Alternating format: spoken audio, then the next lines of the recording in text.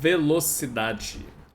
Quando estudamos os conceitos de deslocamento e de distância, vimos que o tempo não influencia nos valores dessas duas grandezas.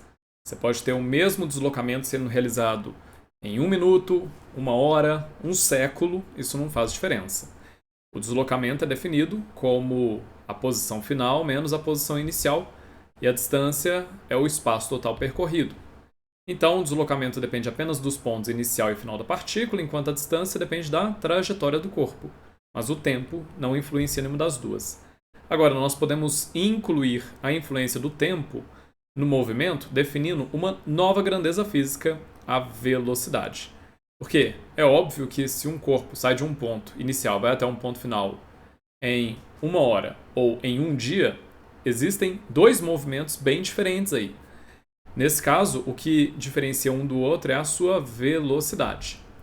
Você já está muito familiarizado com um conceito de velocidade no seu dia a dia.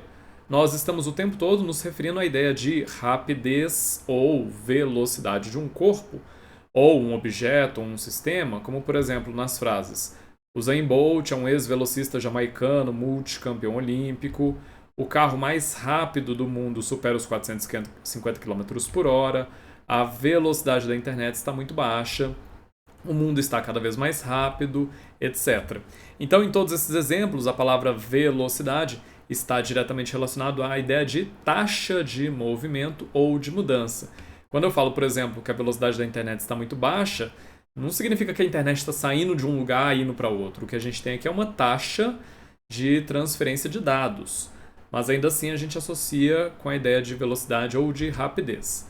Na física, a velocidade está relacionada à taxa ou rapidez com que um objeto muda sua posição, seja no deslocamento ou no movimento em que a gente analisa a distância. Então, a velocidade, nesse caso, é diretamente proporcional ao espaço percorrido por um corpo, se considerarmos o intervalo de tempo constante, e a gente representa dessa forma. A velocidade é diretamente proporcional. Esse símbolo que parece um infinito aberto à direita é chamado de diretamente proporcional. Então, a velocidade é diretamente proporcional ao deslocamento do objeto. Se a gente considera o mesmo intervalo de tempo, quanto maior o deslocamento, maior a velocidade. O que faz sentido, porque se em 1 minuto você tem um objeto que percorre 5 metros e no mesmo 1 minuto você tem um outro objeto que percorre 20 metros, então o que percorreu uma distância maior, que teve um deslocamento maior, vai ter necessariamente a maior velocidade. E da mesma forma, se fixarmos o espaço percorrido, vemos que a velocidade é inversamente proporcional ao tempo gasto. Se você tem que ir de uma distância de um ponto A até um ponto B e você gasta 1 hora ou você gasta 5 horas, o objeto que gastou 5 horas gastou mais tempo, teve uma velocidade menor. Quanto mais tempo, menor a velocidade, desde que o espaço percorrido seja o mesmo. Então a gente representa isso dessa forma. A velocidade é diretamente proporcional ao inverso do tempo. Ou, se você preferir, você pode dizer que a velocidade é inversamente proporcional ao tempo. Você pode falar dessas duas formas.